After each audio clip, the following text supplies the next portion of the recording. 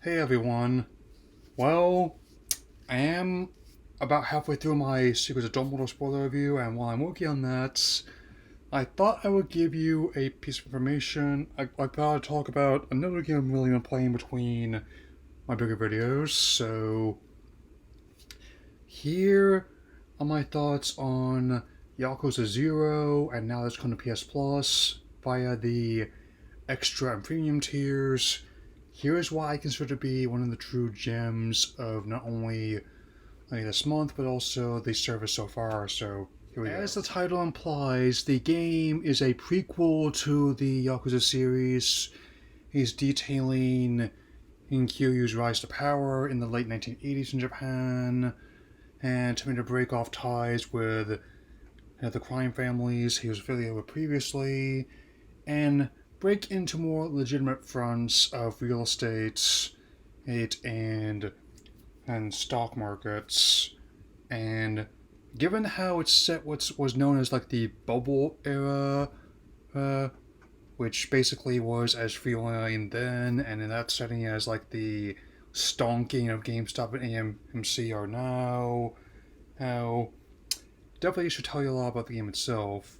Yeah. And let me tell you, the way that the game depicts the setting of Kamurocho, how in that time frame is impressive. Like the attention to detail, of depicting a part of Japan that no longer exists and a story that may not exist at all is, to say the least, an impressive feat. I mean, these are some very expensive titles, and you definitely see every bit of that money on every time you play it. Like just like how you have each individual character you walk by on the streets seems to react differently to Kyu's behavior.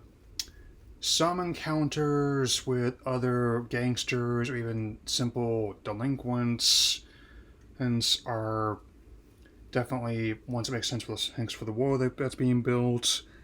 And a lot of the subcultures you end up having to deal with both in story as well as side quests are indeed real, and not just strange to like our Western sensibilities, but also to even in the setting with Kyu basically being the straight man or the weirdness, much like how Ryo Hayazuki was in the Shenmue trilogy. I won't be spoiling them all here, but let's just say, given what I played so far, some of them do indeed help the game earn its M rating.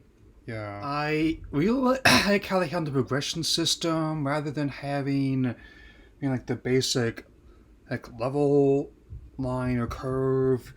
You actually in this one fittingly with city I mentioned, for some of the money you make, like shaking down how people encounters or at a pachinko parlor where you can actually be quite literally invested back in your character in distinct fighting styles, as well as to increase health, stamina, and other stats. I mean, it's one title that's got elements of world adventure, role playing game, and even elements of visual novels of all things, where, since, albeit with a bit more production value than usual, I mean, and these are definitely some of the best open world titles, not just on the on this console, but also that I've played in my lifetime. And I am definitely glad that there's going to be more coming to this service throughout the year, which I'll be addressing those as well. Bottom line, if you have played this game before, or then I once again say great. If you have not, and you happen to have the extra premium tiers of PS Plus, I definitely recommend giving it a go. And I guarantee you, who that this is definitely a good one to start with, given how it's chronologically the first in the entire franchise, man. And also, Sony, if you could just refresh more of the legacy titles that I paid for this upgrade, yeah, that'd be great.